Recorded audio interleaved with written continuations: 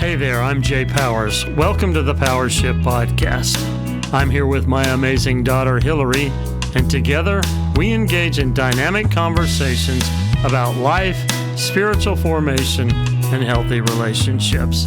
We're not here to teach. We are here as thought provokers, though, sparking ideas and new perspectives that challenge the way you see the world and yourself. As you know, life can be messy. Shift happens. But with the right mindset, those shifts can lead to powerful transformation. So, let's get started. All right, so here we are. So you woke up in the middle of the night, so did I. 2:30. Yeah, mine was about that time. It was like 1:50 or something. And then it was tossing and turning for probably what felt like 2 hours. Well, I was thinking this. What's on my mind? Yeah, what are you thinking about? A lot of things. I think everything with Lila has been that's been at the kind of focal point of a lot of thoughts, but yeah, Lila died Saturday. It was very sad and poignant and really, really hard for all of us in our own ways. When death presents itself, it makes one think about life in all sorts of ways. Things have been very potent and full, and I've been really hyper present, and that's what I think death does to us. So that's that, and then mixed in with our whole family is going through a purging. Like the seasons changing with fall, that's what I think is interesting about the alignment of everything, is fall and what that represents, and then us purging and moving all our belongings and getting rid of stuff. Like, it's just this weird Yeah, what do you mean by purge? I mean, a purge to me is it's just like a release. It's a letting go. I mean, letting go of Lila, letting go of things, stuff. And it's just, to me, it marks, it's a symbol of a shift and of change, and literally just letting go physically, emotionally, spiritually. I just feel like our whole family is going through this, almost like this. It's steps to life, because in a month or so, there's going to be a baby here. Yeah, a lot of this has been going on for some time. I've been going through some sort of shift, I guess, for some months now. I feel like it's been a while. Probably this year, because because I felt like things were going to change for my business, and for me, all of it, from Lila passing, from Lila dying to Matt and Kirsten's, baby on the way, going to be born in a month or so. Them moving here. Yeah, them moving. Us cleaning out the house.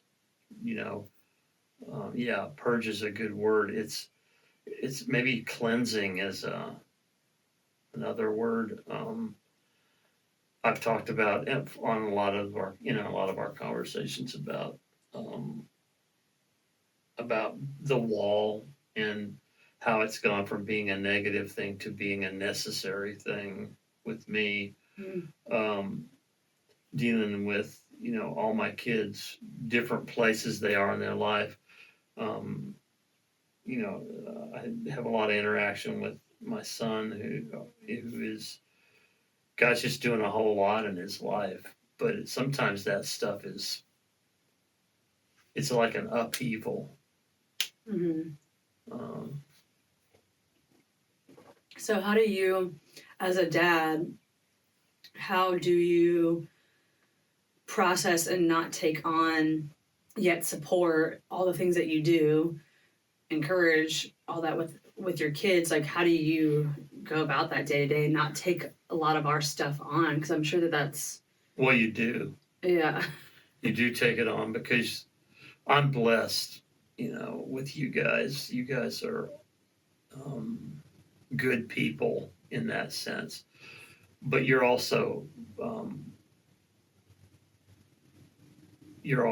followers of Jesus. I'm, like you said, death sometimes brings a lot of clarity, but it also brings questions. For me, it's the reality that we all will experience that. It's our one common fate. Yeah, and Yeah. it's like you do take it on, but what the whole thing with me this year has been, I believe God, one, is working with me to not apologize for believing in Him, for trusting Him. The other part is He is digging deep into my psyche and my soul and my spirit around trust. Will you trust me? Do you trust me? Trust me? Those different kinds of things. And this past week, it's been trust me, in working with the things in my life and in my past that caused me not to trust Him. How I grew up, the environment, the nature nurture thing, where we grew up in a lot of legalism. And so God was formidable and judgmental and a scorekeeper, not much of a father. Mm-hmm. And so now I heard what I was sensing last week was Him going, face me, or look at me, look at my face me that way. In the Old Testament, if you saw God, you usually died, but He's a loving Father. And so I don't know what I'm trying to say there, except that it's like, you can trust me. I want you to trust me, and I want you to face me. So I don't even know exactly what that means. But being at the wall is a lot of this stuff's coming up. God's going, these are things that muddy the water between you and me. Mm-hmm. Well, I have an observation. Yeah. And I'm curious your perspective on this.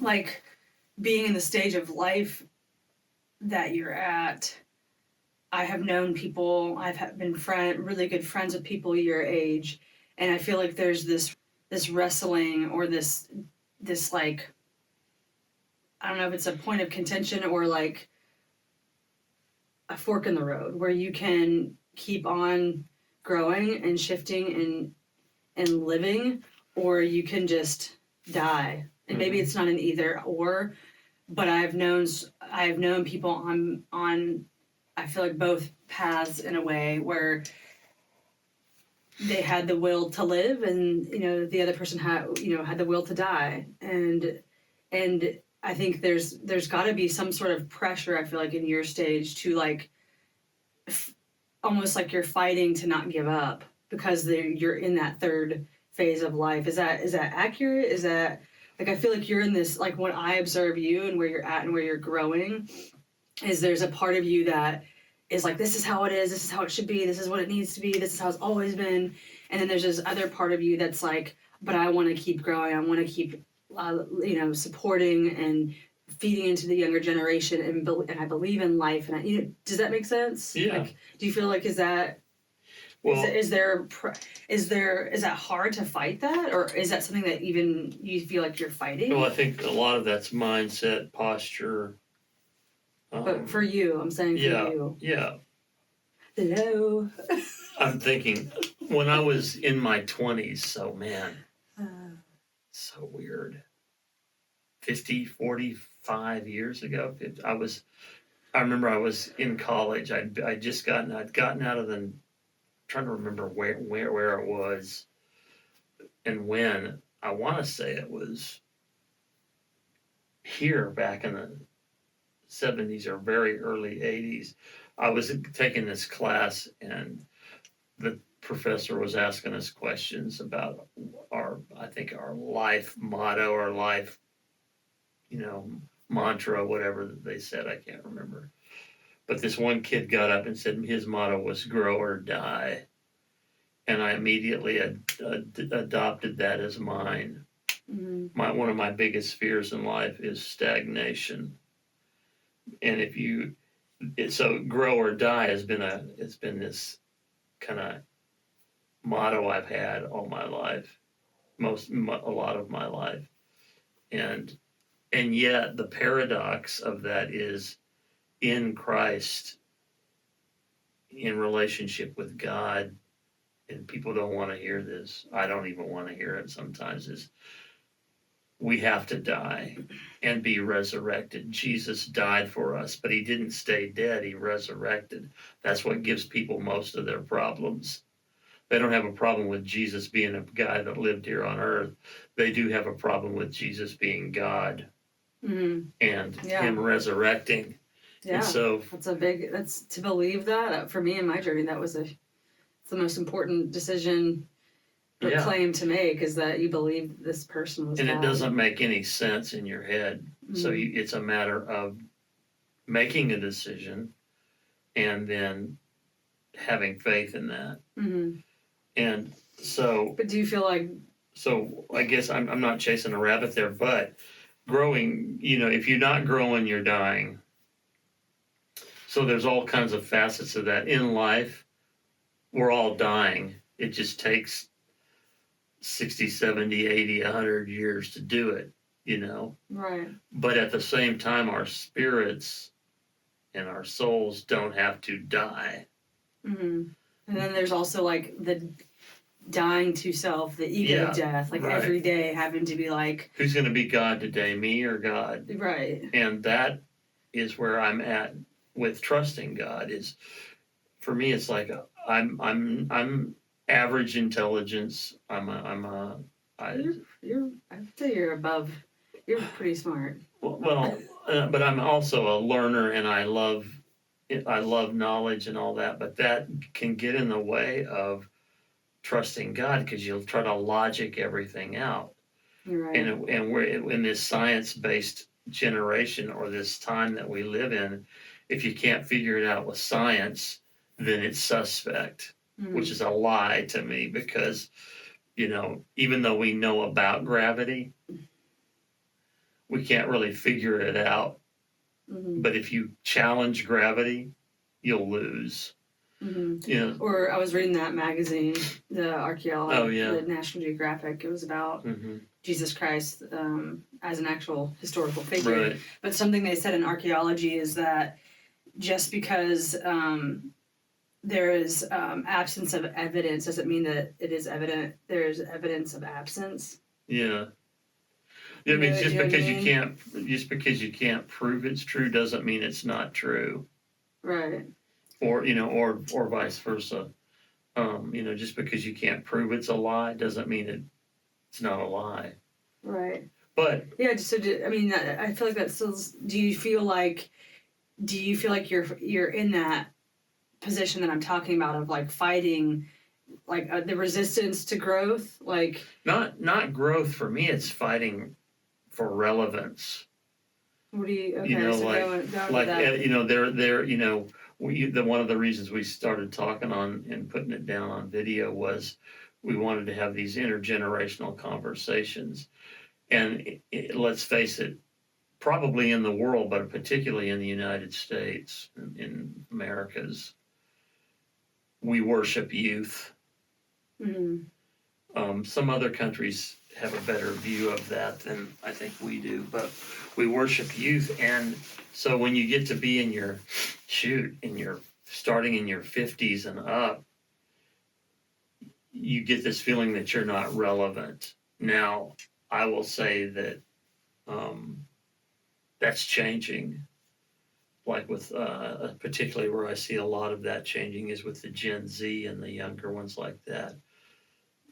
And millennials too, but they're seeing the benefit and the need and maybe the necessity of having those relationships with people that are older.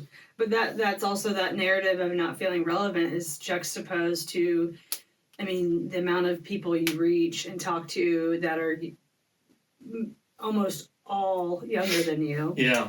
Is like says otherwise. So but you still feel that way? You still feel irrelevant? Like, what is that? Sometimes, well, that's part of the being, what I said earlier about being at this wall where you have to go internal. Right. I've talked about the critical journey. Yeah. The stages that will, in between the fourth stage and the fifth stage, the fourth being the journey inward, and the fifth stage being the journey outward. There's this place where you have to face yourself. Yeah, so I want you to tell me about you in that space, not just the concept of it. Like, what is that? Well, I'm having to deal with. What is that feeling irrelevant? What does that bring up? Like, your past, like. Yeah, as a kid, I'm a preacher's kid. I've said this for years. My dad was having an affair with the Church of the Nazarene. That's happened to be the denomination we were in. So he was around, but he was always distracted and preoccupied with being a pastor. Never doubted that he loved me, but never felt like he connected really. Mm-hmm. I think he wanted to, but so oftentimes I felt like not an afterthought, but just like less than? Not considered. Mm-hmm. We'd have something going on where Dad would spend time with us, and some emergency had come up at the church, and that took priority over us. Mm-hmm. And I'm sure he felt torn in that, but it still left wounds, mm-hmm. Feeling less than. And we come from alcoholics on both sides of the family. Even though they stopped drinking, the behavior never really got dealt with, that dysfunction that we had. Yeah. We were very high functioning. So what are there any alcoholic or addictive behaviors that you see in yourself? Well, yeah, that whole sense of abandonment that my mom and her siblings felt, my dad sensed. They weren't addicted to alcohol anymore. They were addicted to Jesus, quote unquote, and religion. But the behavior was the same, that same dysfunctional, like emotional, lack of emotional intelligence, lack of the ability to fight fairly, wearing your feelings on your sleeve, reacting rather than responding, those kinds of things. And so I spent a lot of my time trying to, another big one in our family was pleasing people. Mm-hmm. Clear back, generations.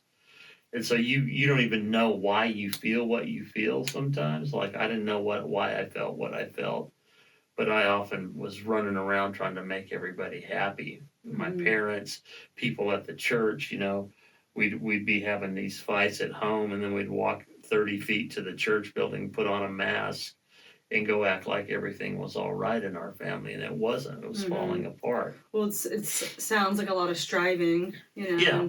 And in that whole people pleasing concept, I was just listening to Glennon Doyle has the podcast with her sister and Abby Wambach, her partner. Oh yeah. Called "We Can Do Hard Things," and they just had an episode on how to say no. It's a 2-part episode, but Abby was talking about how there's this.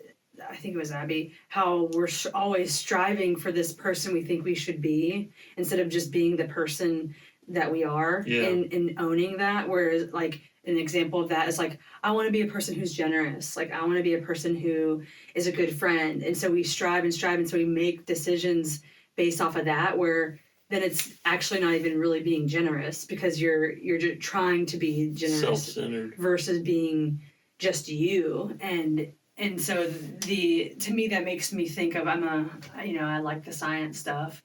Right. I don't need it. I just love it. And to me, it like shines more light on who God is. But that makes me think of like, when we make decisions, there is like there's an energetic and physical weight to those decisions we make, even if they're split-second decisions. So it makes me wonder, like, okay, what's the frequency, like in terms of physics, what's the frequency of making a decision with our family, and I can feel like I see that, like, we've all had to like unpack that and unlearn. Or we are doing it real time. I mean, Yeah. I think that's the thing that gives me hope, though, is the good news of Jesus coming to earth as a historical figure, but saying he was God. He was either stupid or crazy, or he was telling the truth.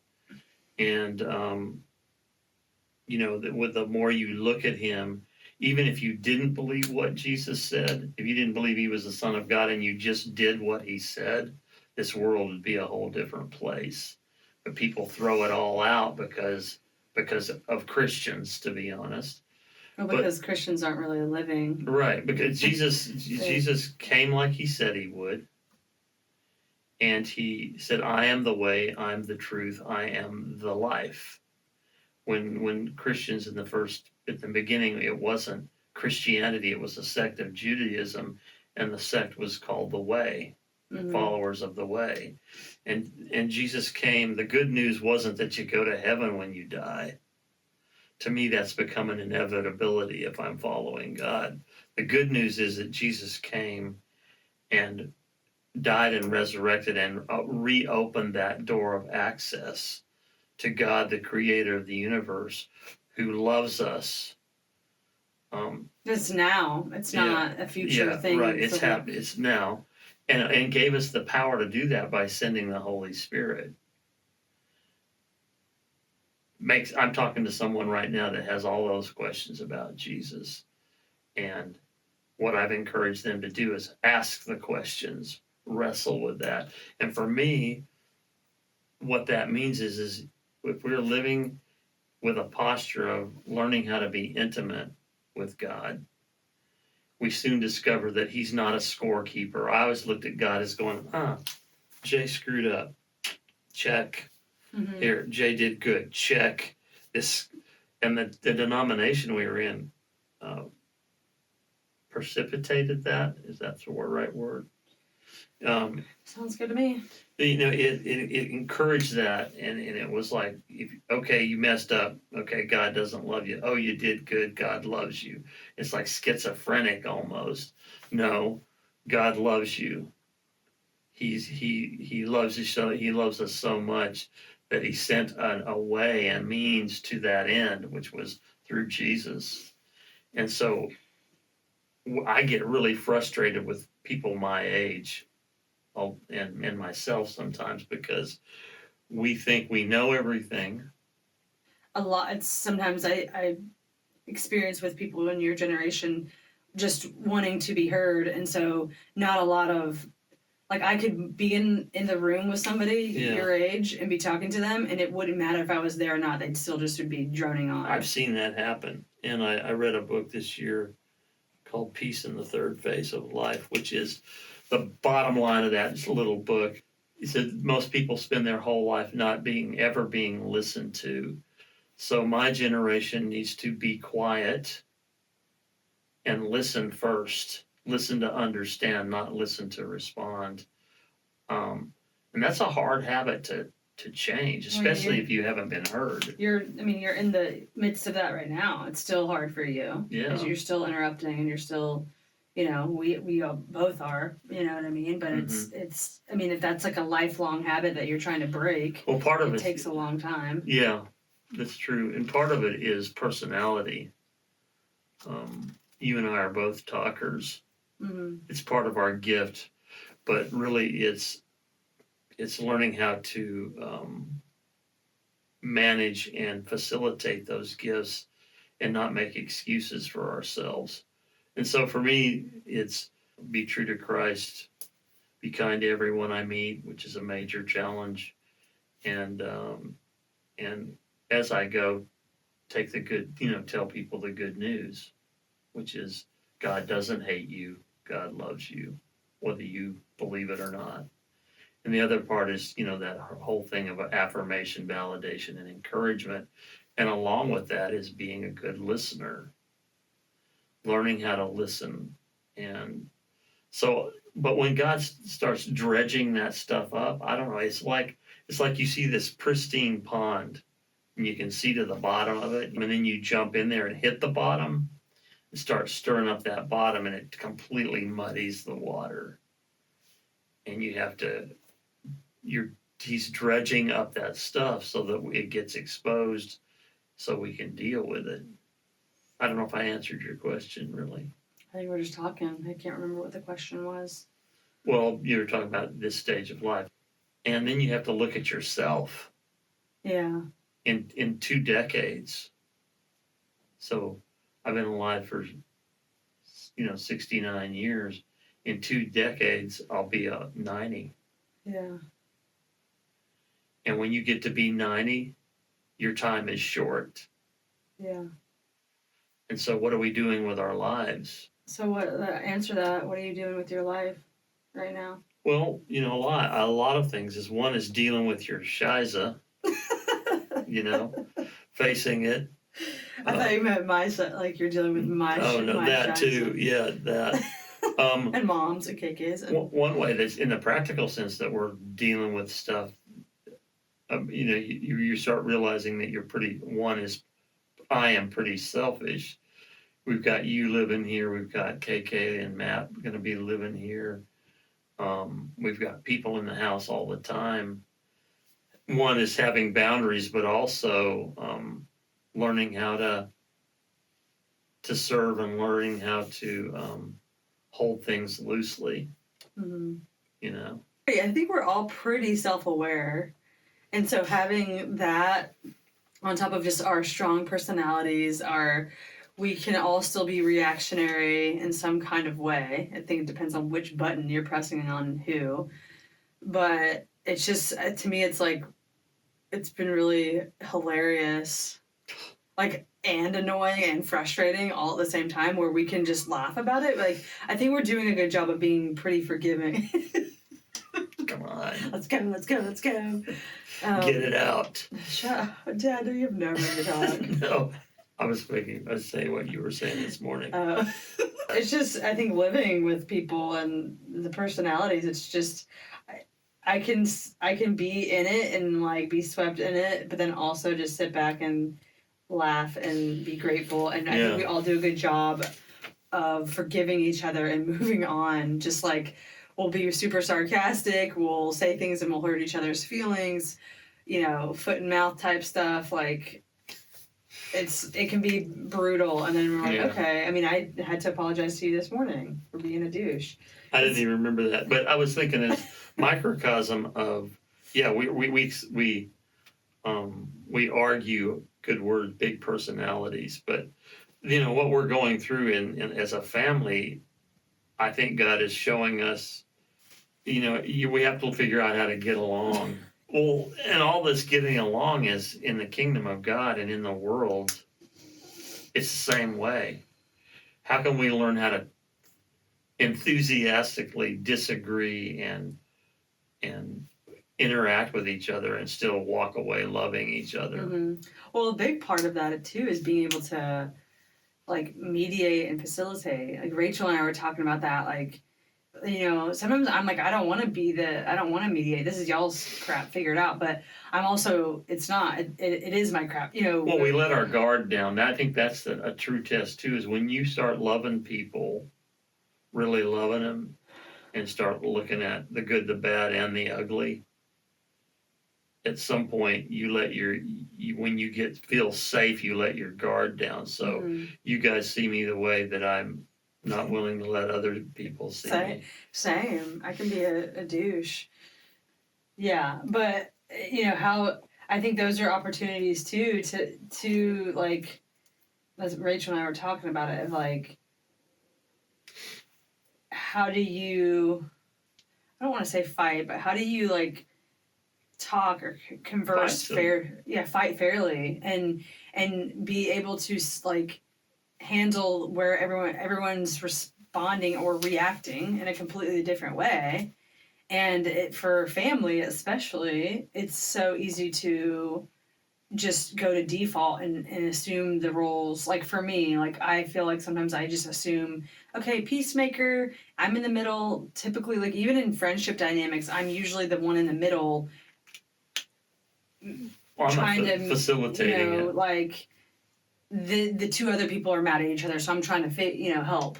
or do whatever. And that's like, when is it my place and when is it not? Well, part of that was our jobs too in human resources, but it's part of the personality. And what we're learning too is there's a difference. And I forget who said it, a female author in the last, I think it's 10 years, talks about the difference between being nice and being kind. Mm-hmm. Being nice is telling people what they want to hear so you can survive. Like in the corporate world, we don't always say how we feel, and she's saying being kind is telling people how you feel. Being honest with how you feel. And that's a scary place and if you're a people pleaser. Yeah, and that's funny you're saying that, because I was just listening to a reel last night, and the word nice, the etymology of that word actually means like stupid or ignorant. So interesting. It's like nice here. I should look it up. And so yeah, the difference of that versus being kind, that completely changes it. It's owning your shiza. Mm-hmm. And my brother Ty is part of a group called Adult Children of Alcoholics. Yeah. And one of the things that they say in that is do not own other people's dysfunction. Well, when you're a family, you co-own dysfunction too. It's bringing to life the whole concept of you can't give something away that you don't possess yourself. Yeah. And Christians have done that for for 1,000 years. Of we talk about it, we don't live it. Mm-hmm. I mean, well, yeah. I mean, what's one example of that? I mean, loving yourself. You know, that in the world that oftentimes I feel like there's this weird, there's a line, and I think you have to be careful. Yeah, because I feel like sometimes when people are doing a lot of work on learning to love themselves again, oftentimes they get accused of being selfish. Right. And there is a point though where you need to be selfish. And this is not about self-improvement. There's a multi-billion-dollar industry around self-improvement.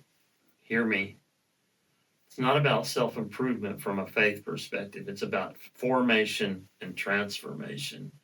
And when you are transformed by the love of God and intimacy with Him, you get self-improvement. Mm-hmm. You know what I mean? It requires work. It requires, you said, there's that quote. I think Richard Rohr said it. He says, everyone wants to go to heaven. No one wants to die. Mm-hmm. And that requires, again, like what you said in the beginning, facing yourself, seeing the parts of yourself that I think about myself and my growth, and really having to sit with those parts that I don't like about myself, and getting to a place of loving, and not faking it, but actually loving myself and saying, you know what, I am worthy, and I belong, and all of those things. Because of God's grace. Yeah, and how can I actually authentically do that for anybody else if I can't do it for myself first? I totally agree. I mean that's in kind of with Richard Rohr's quote, Dallas Willard said, grace is not about earning, but there is effort involved. Yeah. And so you can't just, we've said, come just like Jesus loves me, just like I am. Yeah.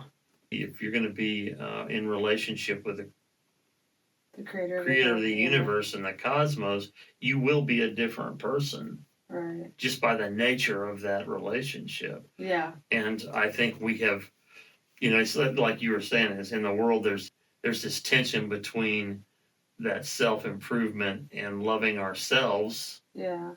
And being an egomaniac, and it being, in the world, it's all about me, mine, right, my stuff, and God's going, it's not thinking less of yourself, it's thinking of yourself less, and it's like you're not putting yourself down when you say yes to Jesus. It's not like you become nothing. God sees me at this place where He created me, and He spends our lives, if we let Him, closing that gap and us living the way that He sees us, not how we just see ourselves. Mm-hmm. Does that make any sense? Yeah. And sometimes it feels like a war, but most of the time it's because I don't want to let go of things. Yeah. My dad did the best he could, and he was an idiot until I was about 40. And it wasn't him at all, it was me. Mm-hmm. Yeah, he did a lot of stuff wrong, but he did a lot of stuff right. And I had to, at some point, ask him to forgive me, and I had to forgive him. Mm-hmm. We actually had that conversation before he, died. But yeah, um, yeah. And I think in all of it, I think it's just sometimes it's like I can't help but laugh because I feel like just we make things so complicated as humans, and, oh man, yeah. and it's so easy to get caught up and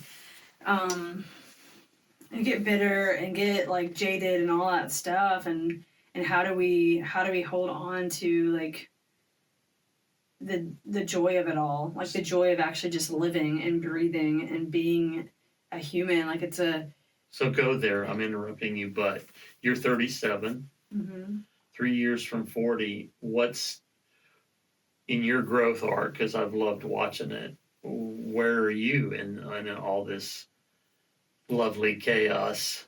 I think, in a similar yet different way, of where you're out of trusting, learning to trust, and continuing to shed and let go of the way that I box things. How are you doing that? Shedding that? I think one, being aware of it, recognizing it, and speaking it out loud, like speaking the truth out loud. And like, can you give me an example? I'm going to interrupt because I'm going to ask you a question. Yeah. Okay. So, all the stuff going on with us cleaning out, I found like old boxes, childhood boxes. Cleaning out the house and the shed. Yeah, all that stuff. I've been finding old stuff of mine. So, everything from letters and photos and all of that. And I found a box of my old journals from some even like 15 years ago. And for so long, I've had this, I would say it's a box or it's a limited belief that like I wasn't worthy, I wasn't good enough of anything, of love from a partner, from God, whatever. And then there's also, I feel like in the common like Western Christian like testimonies, I feel like it's like the standard of like my life was hell before I found God and now everything's great. And my story doesn't fit in that. One, because I feel like I'm seeing, especially finding these journals from 15 years ago, I was talking to God back then, and I was marveling, like in my journal, I'm marveling at just creation, even when my life was chaotic and I was, deep in partying and the hookup culture and all that stuff. Like God still was there, and He was still showing me and revealing to me His still loving you. His love, and I think what I'm noticing now is like that was a box that I put up of like, oh well, I'm gay, so God doesn't love me. I'm not worthy of His love. Like He made a mistake, and so I didn't have access to any of that. And what I'm seeing actually is like God is taking my hand, going back further and further into my life, and I'm seeing actually, no matter where I was, God still gave me full access to Him and to His love. It was me that was not choosing it, or me deciding that, oh, He's an angry God based on my experience. Was that a hard realization when you realized that? When I realized what part of it? That it was you and not Him? Yeah, I think that really, I think I really started becoming aware of that when I left Denver, and then really after my time abroad, and then when I got settled in Washington State, that's when I really started seeing like, oh, I'm the one who has put up all these boxes and labels and justified it because I was hurt or because I was this. And yeah, does that make sense though, what I'm saying? Like in terms of seeing like where like even I'm just seeing where like even as a kid, even I've had so much joy, even though my life has been messy. And I think what it is it's this process. I was talking to Jenna, my spiritual director, about it. It's been this like order to disorder to order again, and that's reorder. To reorder, yeah. So that's where I'm at now, of like there was always beauty. There's always been beauty, and there's always been, I've been able, I think too, by the grace of God, and something maybe that's a difference, is I would, in years before, that would be my own achievement. So talk about that like, again. Does that make sense? Like, yeah. Hold on, let me say that real quick. Okay. Like before, I'd be like, yeah, it's because I can see, the good, and that is like that. God made me that way, but I'm crediting and honoring God in that by it's not just me and my own devices. It's like He made me this way, and so I've been able, a lot of my life, I've been able to see the beauty and connect with people. Like my journals are filled with people, stories of people I've met and had really beautiful connections with, and they've made an impression on me. And I mean, it's like filled with that, and that's, to me, is a gift. Like I didn't, like that's literally a direct gift from God. Yeah, right, and it's part of you as a gift as well. Yeah. But talk a little bit about, I've heard that before, and I like it, is the order, disorder, reorder. What does that look like? That's a hard one to explain. I think for me, like, there were truths I knew deep in my soul from a young age, but I couldn't bring them into the physical realm. My life was not aligned with those truths. Like, for example, I believed that it was important to protect my body and to, be pure in that way. Like I felt like that was a deep truth that I knew. And then like as I grew and like went on my own way, like I couldn't align that. That's whenever I started just, it was like, okay, you give yourself to one person, it's like, well, might as well give yourself to another, and then it goes on and on and on. And even in those moments in Denver specifically, when I was at the height of that, there was disconnect, there was dissonance, Good word. I knew that things weren't fitting, and so I think a lot of the disorder and the reorder was like... Well, wait, when did the reorder... I mean, I know it's not linear, but when did you start going from basically you realized that you were in this disorderly state to, was there a time in... Several, Yeah, like several moments, like, it flashes and just thoughts. Like Denver was great for me because it was the first time I ever lived alone. Didn't have a roommate. Like up through college I had roommates. I'm a twin, Cake and I shared a room forever. That was the first time I actually had my own apartment for that 3-year period where I didn't have roommates or anybody, just me. And that time of being alone and actually shutting the door for an entire weekend and not talking, just being in my own world, like that gave me, that started really like opening a lot of like questions of like, okay, my life isn't aligning how I feel like it needs to be. Not even should be, but just like I felt like a lot of my actions were my spirit kind of crying out for help of like, hey, like that's not who you are. You're trying to be this person. You're trying to fit into this group over here, and that's actually not who you are, and just, I think, again, I think another big reorder was I always saw God up here, like he was above me and way out there. And in my time in like Port Angeles, when I was really starting to just be with him, it was actually more of a circle. He was at center, and then everything else came out of that instead of this up and down linear thing.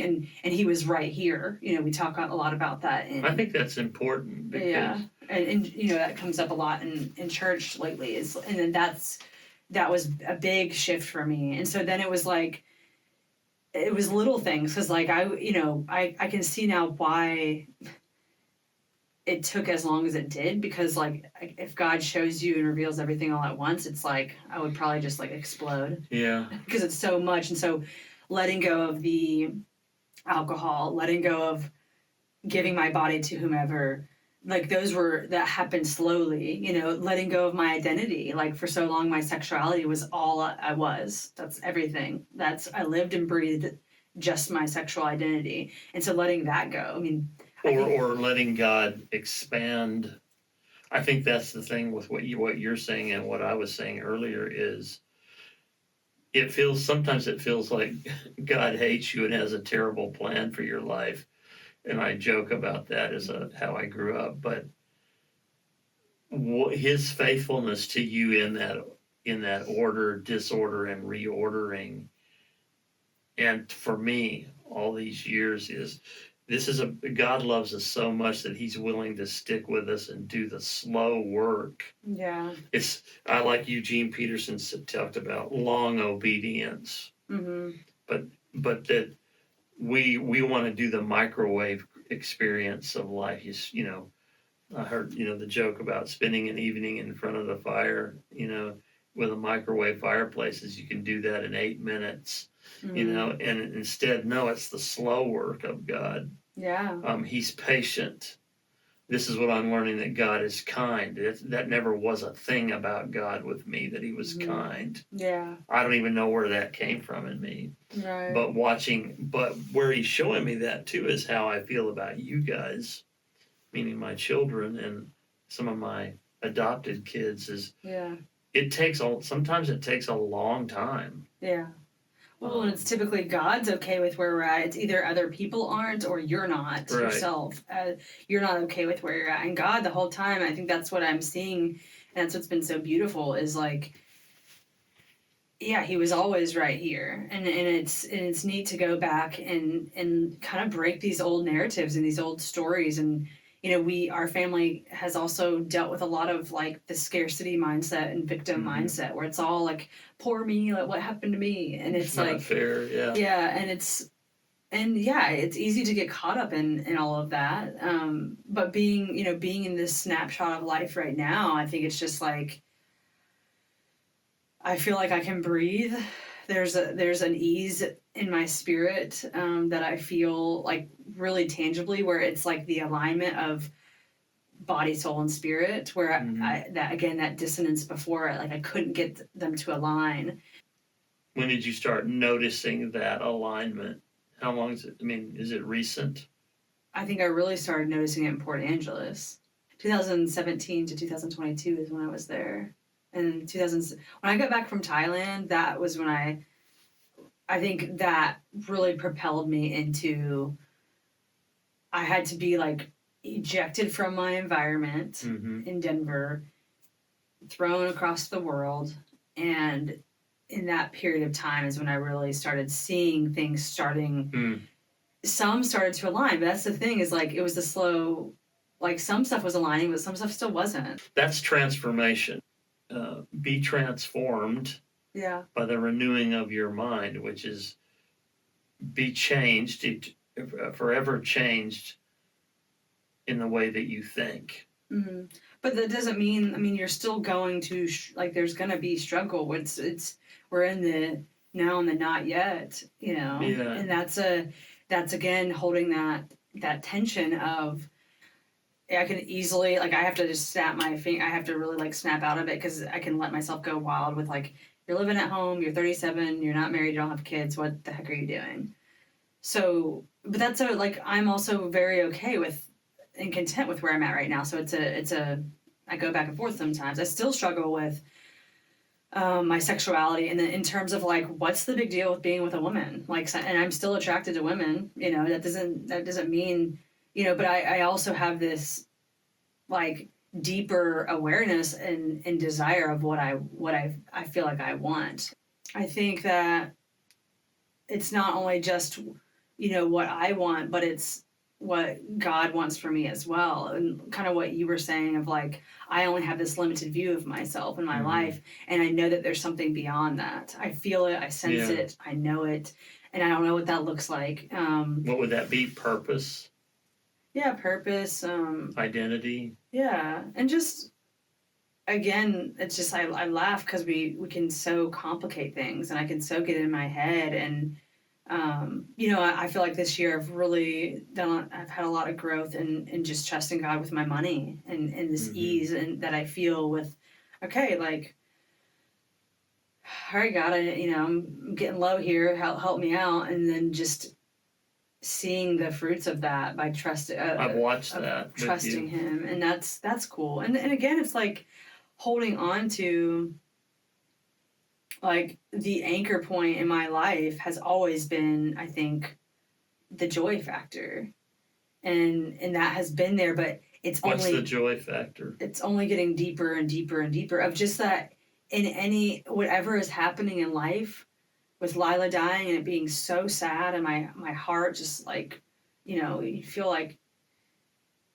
it rips out. It's like, even in that, like, there's joy, oddly and strangely, like, there's joy in that. There's joy in missing her, and that she lived a life of purpose as a dog. Yeah. And that we got to experience it together. I mean, I think to see you deal with it, to see how mom handles it, like, I didn't see how I wasn't consciously aware when y'all lost Bailey and how y'all dealt with death, 35 years ago.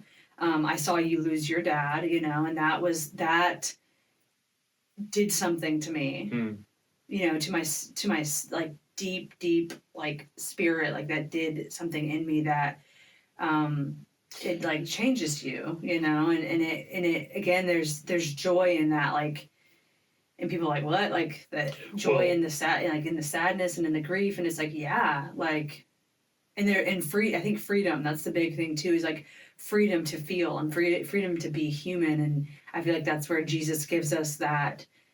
That was his desire. It's like, if this is not, like, that's where I struggle too, is like, sometimes I don't feel like I'll have a thought that's limited or condescending or judgmental, and I'm like, whoa, that's not of God. If this isn't free, and that's kind of my temperature check, is like, is it free or not? Does this feel free or not? And if it doesn't, I'm like, that's not of God. That's either my own crap or that's the enemy. So that's awareness and discernment. So that is a transformative element to growth and to relationship with God. Is God isn't trying to hurt us. He wants us to be fully human being, like he created us to be. Yeah. With my dad, you bring that up. That was such a good passing of my dad. I've had dreams about him since then, and in my own belief system, he's very active. And mom too, wherever they are, however that looks. I know what Scripture says, but we think we know what that looks like and what that is, but I don't think we really know, and we won't know till we get there. But being able to let my dad go, to grieve him, but there was, weirdly joy in that. Just looking at his life and how he lived it, and how I disdained a lot of it. My dad lived his faith. Yeah, he did. I mean, he really did. And I got to see that, even though I didn't know him as well as I wanted to. Like, I feel like I saw that, especially that last week of his life being at the hospital, and all the different people who came to see him and stuff like that. Like, I only had this little view of him, and limited view, and so, and just like, I think all of this, like, there's a wholeness or a fullness to life that we can get to if we say yes to life. It's messy. Yeah. It's lots of dirt and blood and sweat and tears. I mean, I'm thinking of KK. The birthing process is, there's travail, is it's called, and KK's going through the whole thing of the unknown. Yeah, and they're right there, all that. And I was watching a video because I'm going to be helping KK with her birth, and this woman was talking about how in so many areas, especially birth, but in any area, we're always trying to avoid pain. We're always trying to find a way or a formula to, like, divert or, like, not feel pain. Literal physical pain and otherwise. Yeah, and she talks about how, no, like, the pain is where the transformation happens. Like, you have to, like, surrender to the pain. Like, it hurts. And, like, hurting isn't bad. Like we say, oh, this is good or bad. We live in such this binary, like it's either black or white, It's almost like hedonism, where we avoid pain at all costs. Yeah, and she talks about that is when you truly like grow, and you can apply that to anything. The times that I've been at my lowest and at like, my darkest, that's when growth happened, and we can try to avoid it, and we can try to like bypass that, and sometimes we do, but we miss an opportunity to grow. And you can avoid it. Yeah. Sometimes we go our whole lives not dealing with the shiza, and for me, it's like where I'm at now. I was talking to a spiritual director yesterday, and she was going, keep your head up. This is normal stuff that you're feeling, and feeling less than, feeling loss, telling yourself the truth, telling myself the truth, me acknowledging God in this feeling of quietness. Pete Greig wrote a book called God on Mute. Just because God isn't saying something doesn't mean he's not there. Mm-hmm. Skeptics and cynics would say, well, it doesn't mean he is there. But from a faith perspective, I know he's there. Yeah. Whether I feel him or not feel him. All right. And dying quickly, like, for example, being resentful or being angry or being unforgiving, those kinds of things, is letting that go. Mm-hmm. And forgiving, and it doesn't mean you let people walk all over you either. It's this. Right. It's this. Yeah, I think it's a very healthy place. What would you say the biggest takeaway from this conversation is? Well, one is we're not alone. Almost everybody I know is going through some form of transition. Right. In fact, whether you even know it or not, you're going through a transition. Right. But it's having grace for myself. Hard one right now is having grace for other people, because it's so easy to look at people and go, thank God I'm not them. But having grace. How about you? I think the presence piece, I feel like I say that a lot, but fully embracing all that life has to offer, when you can get to a point of allowing that or saying yes to that, I feel like there's it's just a gift. I don't know what else to say. It's a gift to experience life fully, and the joy piece of like, even in the storms, like I feel, even though there's so many unknowns, and we were looking at land the other day, and it was making me nervous because I'm like, how are we actually going to do this? It seems like so far away. This dream or vision seems like, but being in that place and being like, okay, God, like, if this is, if we're all like aligning and really trusting you and listening to you, like all that's going to work itself out. And I have no idea what life is going to even look like in a month from now, let alone tomorrow. And so imagining the next year or so, it's like, whew, like there's still so much that's going to be happening. And so just being here for the ride and loving it and being present. Yeah. I'm grateful. I'm grateful to you and Mom and KK and everybody, like the people in my life in this moment. I'm like, what? Like, I feel so overwhelmed with love and abundance in that way, You got I'm the poorest I've been. But I'm literally like, I feel so happy. I don't know. It's just funny how it all works. It's true. You've got some badass women around you too, from everybody from KK and Mom to Rachel and Beth and Darby and and Jenna and there's so many good women around you. Yeah. Aaron, I was thinking of them, and the youngers like Ellie. Yeah. The Ellies. But All right. Well, love you, Dad. Love you too. Hopefully I pressed record.